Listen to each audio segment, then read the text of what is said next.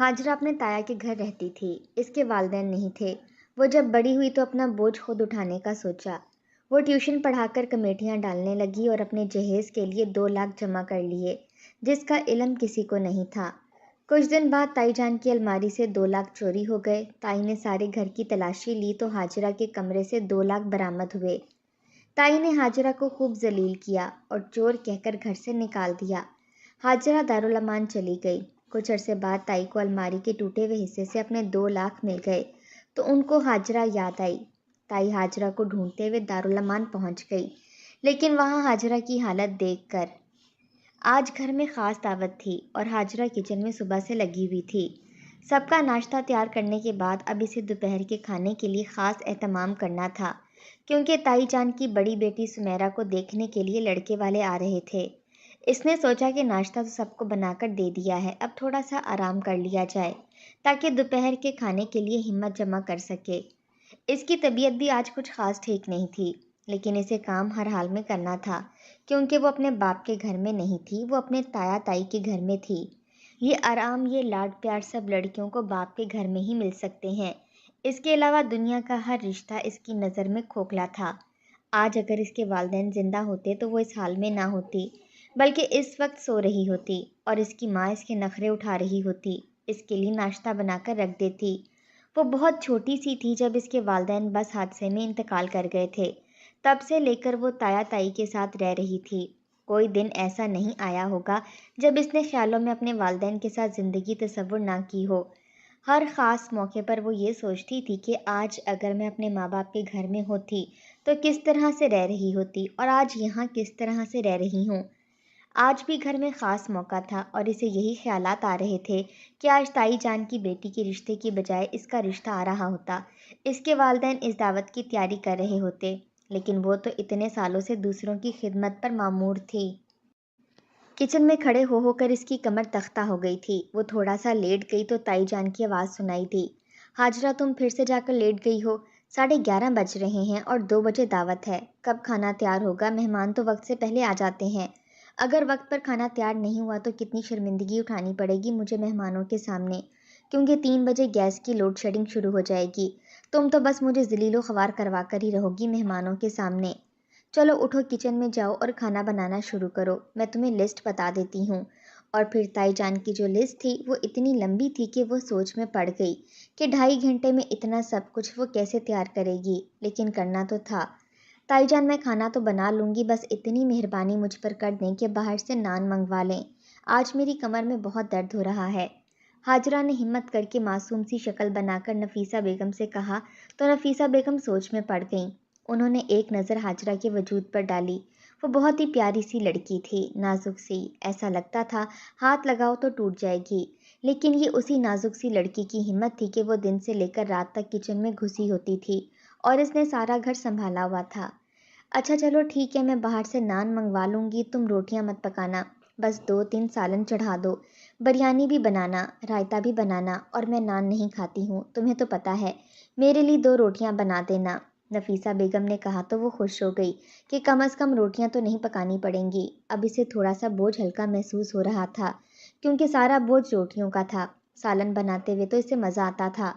सुनो, ऐसा करो, दर्द वाली गोली खा लो पहले, फिर किचन में चली जाओ, वरना दर्द बढ़ जाएगा। समीरा तुम्हारी मदद कर देती, लेकिन तुम्हें तो पता है ना कि समीरा के रिश्ते वाले आ रहे हैं। इसका चेहरा ख़राब हो जाएगा, इसने मेकअप भी करना है, आग के सामने खड़ी नहीं हो सकती, और मैं भी मेहमानों की आवभगत में लगी रहूँगी, इसलिए तुम्हारी आज कोई मदद नहीं कर सकती।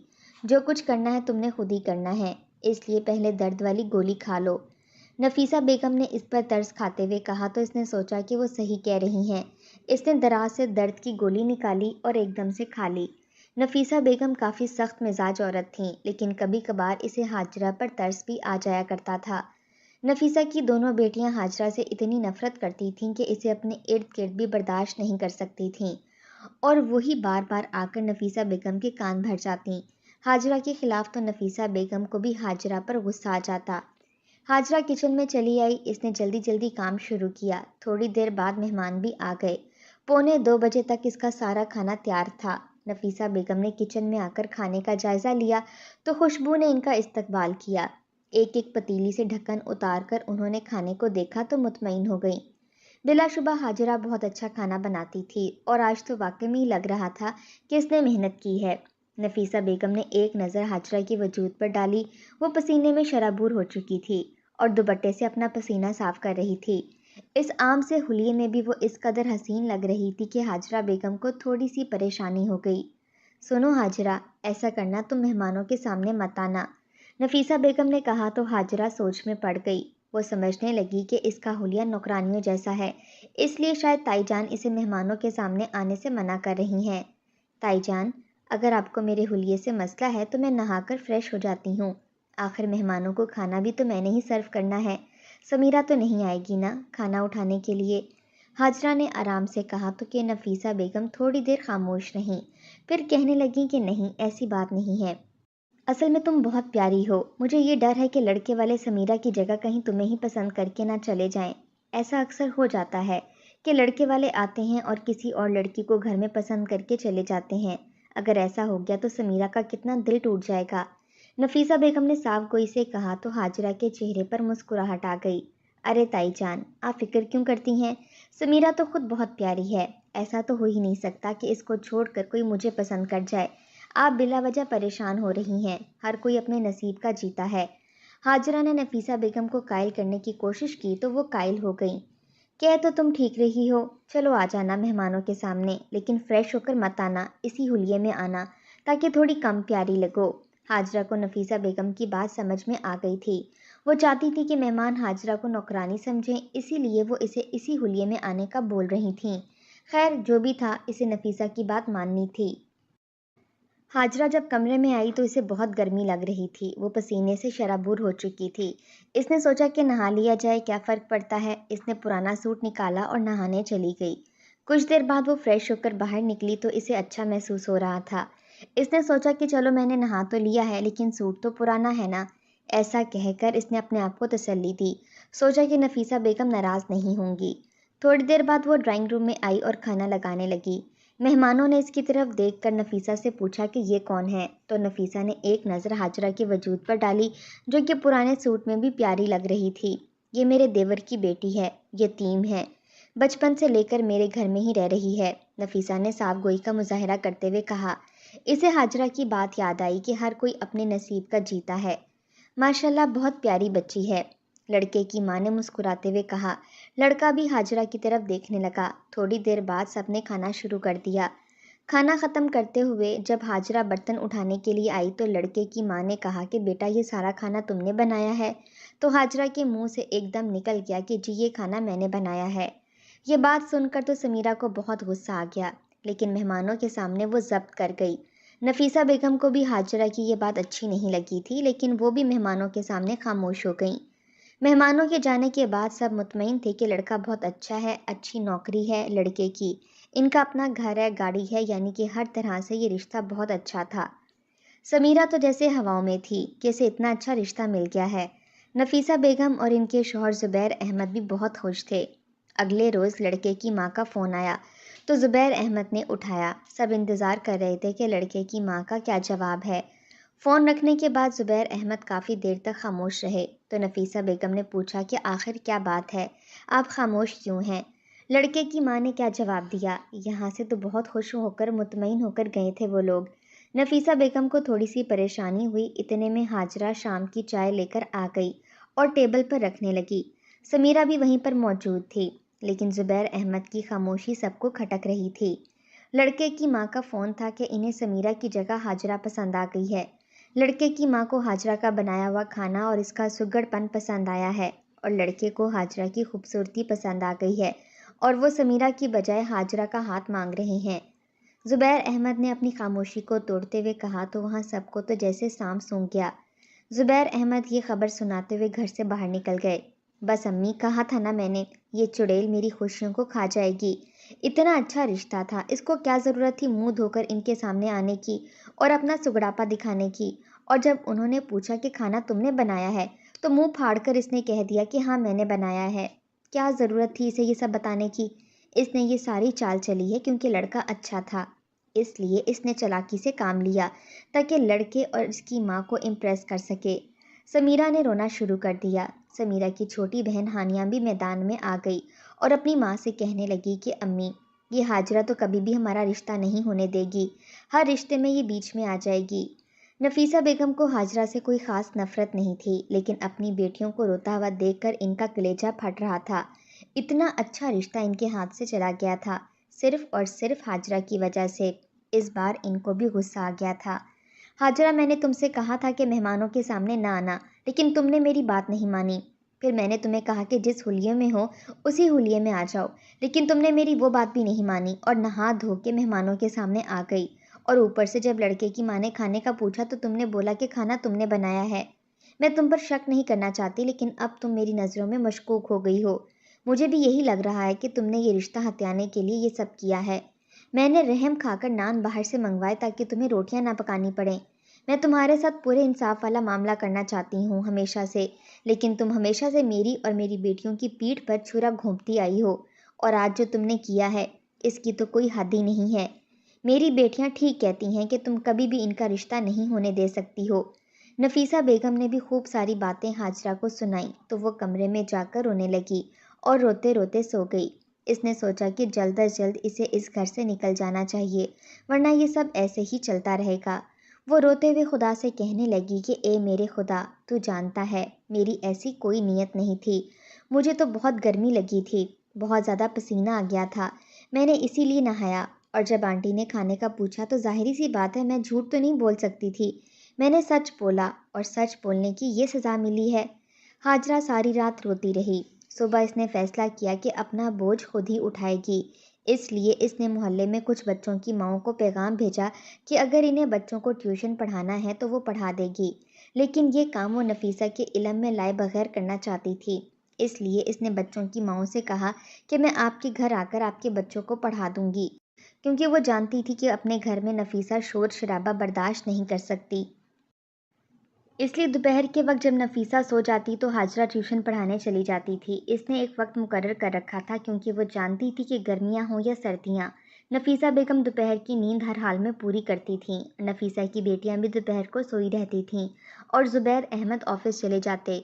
वो आराम से अपना काम करने लगी। कुछ दिनों में नफीसा के इल्म में भी बात आ गई कि वो मोहल्ले में ट्यूशन पढ़ाती है, लेकिन नफीसा को कोई एतराज़ नहीं था क्योंकि इसके घर के कामों में कोई खलल नहीं आया था, ना ही तो बच्चे इसके घर आते थे। हाजरा ने कमेटियां रखना शुरू कर दी और बहुत ज़्यादा मेहनत की। इसे ट्यूशन के अच्छे खासे पैसे मिल जाया करते थे। हाजरा अपनी ज़रूरतें भी उसी से पूरी करती थी और 5,000 की इसने दो दो कमेटियां रखीं जिनकी कीमत 2 लाख रुपए थी। वो महाना 15,000 तक कमा लेती थी। 5,000 अपने खर्चे के रखती थी और 10,000 कमेटी में दे देती थी। तवील इंतज़ार के बाद इसको कमेटी के 2 लाख रुपए मिले। जब मिले तो इसकी खुशी की कोई इंतहा नहीं थी। इसने सोचा कि ये पैसे इसकी शादी में काम आएंगे ताकि ताया और ताई को ज़्यादा खर्चा ना करना पड़े। इसे पता था कि इस पर खर्चा नहीं किया जाएगा। हाजरा रोज़ाना अलमारी खोलती, 2 लाख रुपए देखती और खुश होती थी। ये इसकी मेहनत के पैसे थे। एक सुबह इसकी आंख अजीब से शोर से खुली। वो बाहर आई तो देखा कि नफीसा बेगम परेशानी में रो रही हैं और इसकी बेटियां इसे तसल्लियां दे रही हैं। ज़ुबैर अहमद भी परेशान बैठे थे। क्या हुआ ताई जान, आप रो क्यों रही हैं? हाजरा ने सवाल किया तो नफीसा ने बताया कि इनकी अलमारी से 2 लाख रुपए गायब हैं। 2 लाख रुपए का सुनकर तो हाजरा थोड़ी सी परेशान हो गई थी। ऐसा कैसे हो सकता है, आप दोबारा से तलाश करें, मिल जाएंगे, हाजरा ने कहा। मैंने और अम्मी ने बहुत तलाश किया लेकिन नहीं मिले। सुबह से पूरा घर कंगाल डाला है लेकिन पैसे नहीं मिले। तुमने तो सुबह सवेरे उठने की ज़हमत ही नहीं की आज। नाश्ता भी मैंने सबको बना कर दिया, समीरा ने जताते हुए कहा। हाँ, मुझे थोड़ा सा बुखार था, मैं सो गई थी। मेरी आंख नहीं खुल सकी, दवाई के ज़ेरे असर थी। हाजरा ने अपनी सफाई पेश की। सुमेरा को भी अभी तक रिश्ते वाली बात भूली नहीं थी। अभी मैंने पूरे घर की तलाशी ली है लेकिन हाजरा के कमरे की तलाशी नहीं ली, सानिया ने याद दिलाया तो नफीसा परेशान हो गई। ज़ुबैर अहमद ने भी हैरत से बेटी को देखा। ये तुम कैसी बातें कर रही हो? क्या मैं चोर हूँ जो तुम मेरी तलाशी लोगी? हाजरा ने कहा। जब हम सारे घर की तलाशी ले सकते हैं तो फिर हम तुम्हारे कमरे की तलाशी क्यों नहीं ले सकते? इसमें क्या हर्ज है? वैसे भी रिश्ते वाली बात से तुम्हारी नीयत तो वाजिया हो गई है कि तुम हमारी कोई ख़ास खैरख्वाह नहीं हो। घर में कोई मुलाजिम भी नहीं है जिस पर शक किया जाए। سمیرہ نے کہا، گھر میں کوئی ملازم نہیں ہے، اس کا مطلب یہ نہیں ہے کہ آپ لوگ مجھ پر چوری کا الزام لگائیں۔ ہاجرہ کو غصہ آ گیا تھا۔ تلاشی تو میں ہر حال میں لے کر رہوں گی تمہارے کمرے کی، مجھے تم پر بالکل بھی اب بھروسہ نہیں رہا۔ جب تم میرا رشتہ رکوا سکتی ہو تو کچھ بھی کر سکتی ہو۔ سمیرہ نے کہا تو نفیسہ بیگم نے اسے ٹوکا، رہنے دو ثانیہ، ایسی کوئی بات نہیں ہے، یہ چوری نہیں کر سکتی، لگتا ہے کوئی باہر سے آیا تھا، اسی نے چوری کی ہے۔ نفیسہ بیگم نے کمزور سے لہجے میں کہا، امی آپ اس کی طرفداری کر رہی ہیں، رشتے والی بات آپ کو یاد نہیں ہے؟ ایسا کہتے ہوئے سمیرہ کھڑی ہوئی اور ہاجرہ کے کمرے کی طرف چلی گئی۔ ہاجرہ کو اچانک اپنی کمیٹی والی 2 لاکھ روپے یاد آئے تو وہ پریشان ہو گئی۔ تھوڑی دیر بعد ہاجرہ کی الماری سے ثانیہ نے 2 لاکھ روپے برآمد کیے اور لاؤنج میں آ گئی جہاں اس کے والدین بیٹھے ہوئے تھے۔ یہ امی 2 لاکھ روپے آپ کہہ رہی تھیں کہ یہ چور نہیں ہے، دیکھیں کہاں سے آئے اس کے پاس 2 لاکھ روپے، اسی نے آپ کے پیسے چرائے ہیں۔ میں تو کہتی ہوں کہ یہ ضرور کسی لڑکے کے ساتھ بھاگنے والی تھی اور یہ سارے پیسے اسی لیے اس نے چرائے ہیں۔ 2 لاکھ روپے دیکھ کر سب حیران ہو گئے۔ ہاجرہ تم چور بھی نکلی، تم ایسا کر سکتی ہو؟ میں تمہاری طرفداری کر رہی تھی، مجھے لگا کہ تم معصوم ہو، تم اتنی گری ہوئی حرکت نہیں کر سکتی ہو۔ لیکن سمیرہ سچ کہتی ہے، تم ہماری خیر خواہ نہیں ہو۔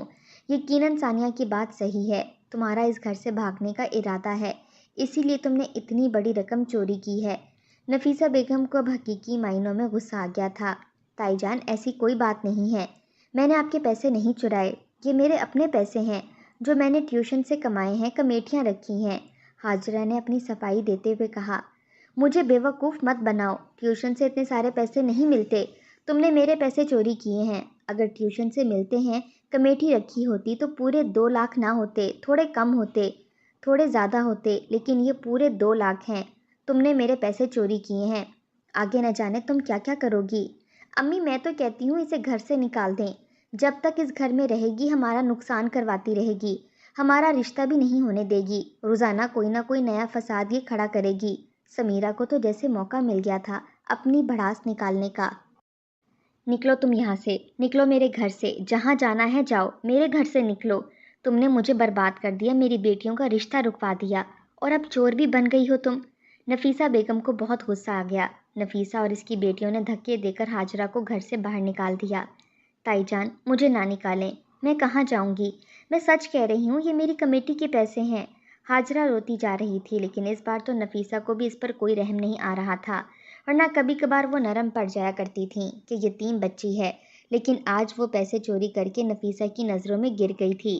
میں نے ہمیشہ تم پر ترس کھایا ہے، لیکن اب مجھے تم پر کوئی رحم نہیں آ رہا، یہ آخری حرکت تھی جو تم نے کی ہے اس گھر میں چوری کر کے، نکلو اب یہاں سے۔ شور کافی بلند ہو چکا تھا، محلے والے اکٹھے ہونا شروع ہو گئے تھے، سب نے دیکھا کہ ہاجرہ کو ذلیل و خوار کر کے گھر سے نکالا جا رہا ہے اور وجہ چوری بتائی جا رہی ہے۔ وہیں سے ہی ایک محلے دار عورت ہاجرہ کو اپنے گھر لے گئی۔ بیٹا میں جانتی ہوں تم نے کوئی چوری نہیں کی ہے، تم بہت اچھی لڑکی ہو، ضرور ان کو کوئی غلط فہمی ہوئی ہوگی، تم میرے گھر رہ سکتی ہو، لیکن میرے گھر میں بھی جوان بیٹے ہیں، میں ایسا کرتی ہوں کہ تمہیں دارالامان چھوڑاتی ہوں، وہاں پر تم محفوظ رہو گی، بہت ساری یتیم لڑکیاں وہاں پر رہتی ہیں۔ اس عورت نے کہا تو ہاجرہ راضی ہو گئی، واقعی وہ لڑکوں سے بھرے ہوئے گھر میں نہیں رہ سکتی تھی۔ وہ دارالامان چلی آئی، یہاں کی حالت بہت بدتر تھی، بدبودار جگہ تھی، پھر ہاجرہ سے سارا دن کام کرواتے تھے، یہاں بھی اس کو سکون نہیں تھا، پیسے بھی اس کے ہاتھ سے چلے گئے تھے، اپنی صفائی پیش کرنے کا بھی موقع اسے نہیں دیا گیا تھا۔ دوسری طرف کافی دنوں تک نفیسہ بیگم کو سکون کی نیند نہیں آئی، انہیں غصہ آ رہا تھا کہ انہوں نے کیوں ہاجرہ پر بھروسہ کیا۔ وہ ہاجرہ کو معصوم سمجھتی تھیں، لیکن آج انہیں اندازہ ہو رہا تھا کہ وہ معصوم نہیں تھی۔ وہ 2 لاکھ روپے نفیسہ نے کسی محفوظ جگہ پر رکھ دیے تھے تاکہ دوبارہ چوری نہ ہو۔ دوسری طرف ایک ہفتے میں ہی ہاجرہ کی حالت خیر ہو گئی، دارالامان میں اس کے ساتھ اچھا سلوک نہیں ہو رہا تھا، اس سے بہت زیادہ کام کروایا جاتا تھا، اتنا کام تو اس کی تائی کے گھر میں بھی نہیں تھا جتنا یہاں پر کرنا پڑ رہا تھا، صرف ایک چھت اور 2 وقت کی روٹی کے لیے۔ اس کو اتنا وقت بھی میسر نہیں تھا کہ وہ کوئی نوکری ہی کر سکے۔ یہ دارالامان بس نام کا دارالامان تھا، بلکہ ان سے بہت زیادہ کام کروایا جاتا، صفائی کا کوئی انتظام نہیں تھا، غلاظت ہی غلاظت تھی۔ کچھ دن بعد نفیسہ بیگم کو لگا کہ الماری کے پیچھے چوہا چھپ گیا ہے، تو انہوں نے اپنی دونوں بیٹیوں کو بلایا اور کہا کہ الماری کو تھوڑا سائڈ پر کرو، پیچھے چوہا ہے، الماری کو کھا جائے گا۔ سمیرہ اور ہانیہ دونوں نے زور لگا کر جب الماری کو ہٹایا تو الماری کے پیچھے ایک چھوٹا سا سوراخ تھا جو شاید چوہے نے ہی بنایا تھا، اور وہاں سے وہ 2 لاکھ روپے جھانک رہے تھے جن کی چوری کا الزام ہاجرہ پر لگا کر اسے ذلیل کر کے اسے گھر سے نکالا گیا تھا۔ نفیسہ بیگم نے آگے بڑھ کر وہ پیسے اٹھائے۔ چوہا الماری تک تو پہنچ چکا تھا لیکن پیسوں کو نقصان نہیں پہنچایا تھا۔ پیسے ویسے کے ویسے تھے۔ سمیرہ اور ہانیہ دونوں پیسے دیکھ کر ماں کے سامنے شرمندہ ہوئیں۔ اتنے میں زبیر احمد بھی آ گئے۔ انہوں نے بھی یہ ماجرا دیکھا تو اپنی بیوی کو عجیب نظروں سے دیکھنے لگے، کچھ کہا نہیں اور وہاں سے خاموشی سے چلے گئے۔ نفیسہ بیگم کو کافی راتوں تک ٹھیک سے نیند نہیں آئی۔ وہ سب منظر یاد آ رہا تھا جب انہوں نے ذلیل کر کے ہاجرہ کو اس گھر سے نکالا تھا اپنی بیٹیوں کے کہنے پر۔ انہوں نے بیٹیوں سے بھی بات چیت بند کر دی تھی۔ رہ رہ کر ان کے ضمیر پر بوجھ آ رہا تھا۔ انہیں معلوم تھا کہ وہ کسی دارالامان میں رہ رہی ہے۔ ایک شام وہ دارالامان کی طرف چل دیں اور گھر میں سب کو اطلاع کر دی کہ وہ ہاجرہ کو واپس لانے جا رہی ہیں، لیکن اب بہت دیر ہو چکی تھی۔ وہ دارالامان پہنچی تو سامنے رش دیکھ کر حیران ہو گئیں۔ انہوں نے وجہ پوچھی تو ایک عورت نے بتایا کہ اندر ایک لڑکی کی موت ہو گئی ہے، چھت پر دھلے ہوئے کپڑے ٹانگنے کے لیے گئی تھی اور اس کا پاؤں پھسل گیا اور وہ چھت سے گر کر مر گئی ہے۔ اب اس کا کوئی ولی وارث نہیں ہے، ہمیں کچھ نہیں پتا وہ کہاں سے آئی تھی۔ یہ بات سن کر نفیسہ بیگم کو تھوڑی پریشانی ہوئی۔ آگے بڑھ کر جب میت کے چہرے سے کپڑا ہٹایا تو ان کی چیخ بلند ہوئی، یہ لاش کسی اور کی نہیں ہاجرہ کی تھی۔ نفیسہ بیگم روتے ہوئے واپس آئیں۔ زندگی بھر کے لیے ان کے ضمیر پر بوجھ آ گیا تھا کہ ایک یتیم بچی ان کے گھر سے امانت تھی اور اس بیچاری نے چوری بھی نہیں کی تھی۔ چوری کا جھوٹا الزام لگا کر اسے گھر سے ذلیل کر کے نکال دیا تھا اور وہ اس دنیا میں بھی نہیں رہی تھی۔ سچ کہتے ہیں یتیم بچے امانت ہوتے ہیں، ان کا بہت خیال رکھنا چاہیے ورنہ روز محشر بہت سخت حساب کتاب ہوگا۔